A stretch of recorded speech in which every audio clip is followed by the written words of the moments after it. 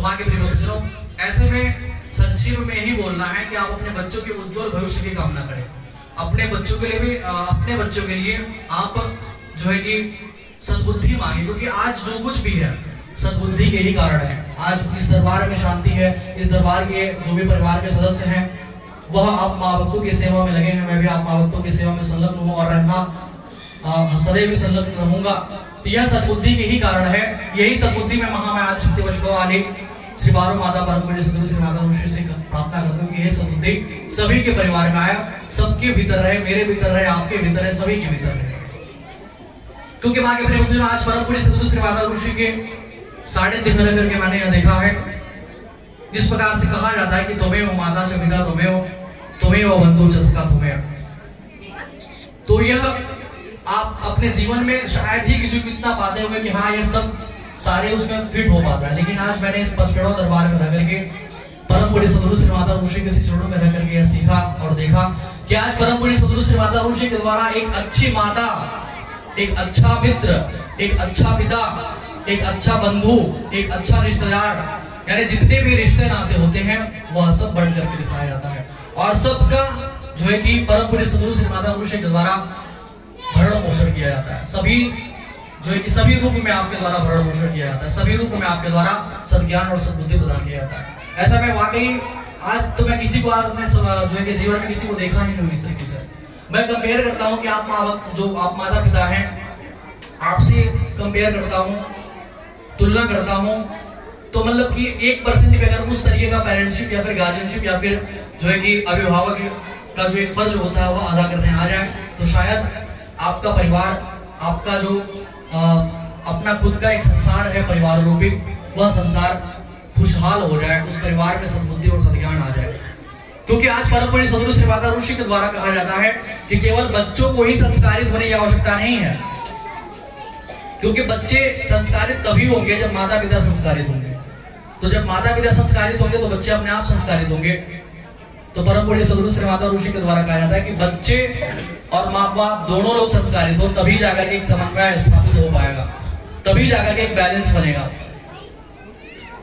क्योंकि ऐसा देखा जाता है कि आप माँ बाप जो है कि आप माता पिता है तो आप आपस में लड़ाई झगड़ा करते हैं, आपका बच्चा वही सुन रहा होता है, वही अनुसरण कर रहा होता है।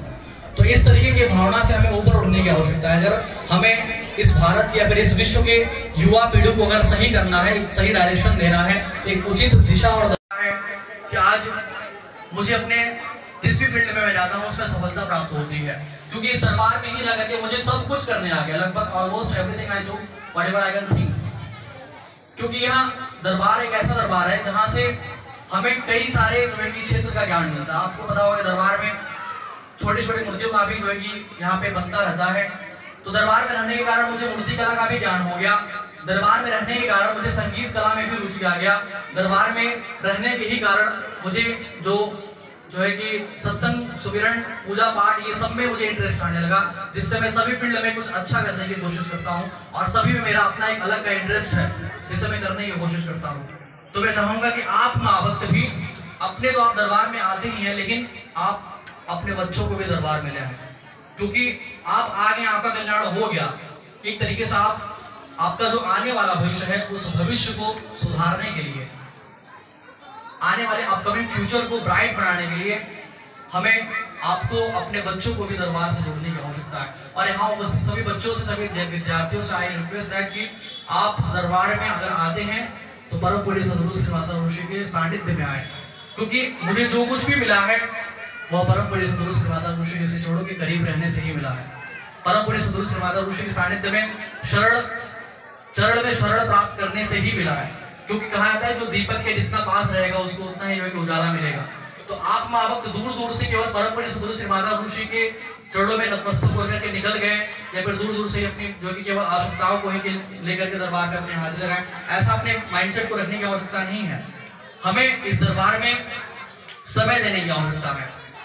क्योंकि अगर आप इस दरबार में समय देंगे, परम पूज्य सद्गुरु श्री माता ऋषि के चरणों में समय देंगे, तो आप निश्चित ही तौर से आपका आने वाला भविष्य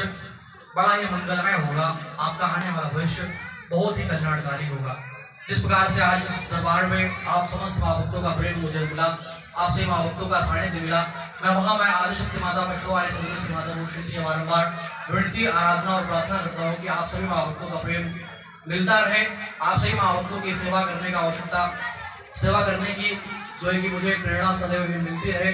और मेरा आप सभी माँ भक्तों की सेवा करने से मेरा भी कल्याण हो, आपका भी कल्याण हो, ऐसे प्रार्थना करता हूँ। जिस प्रकार से आज दरबार में वृक्षारोपण हुआ, एक पेड़ लगाया गया, उस प्रकार से आज भी हम माँ भक्त एक संकल्प ले। आप अपने बच्चों के लिए संकल्प ले, माता पिता स्वयं अपने बच्चों के लिए संकल्प ले, और बच्चे जितने भी हैं चाहे जिस भी एज ग्रुप के हो, आप खुद अपने लिए संकल्प लें और अपने माता पिता के लिए संकल्प लें कि आप अपने माता पिता का नाम रोशन करेंगे, अपने गांव समाज का नाम रोशन करेंगे, इस मातेश्वरी सेवा दरबार का नाम रोशन करेंगे। साथ ही साथ इस प्रकार से आज 9 ग्रह पूजन स्थल की स्थापना हुई।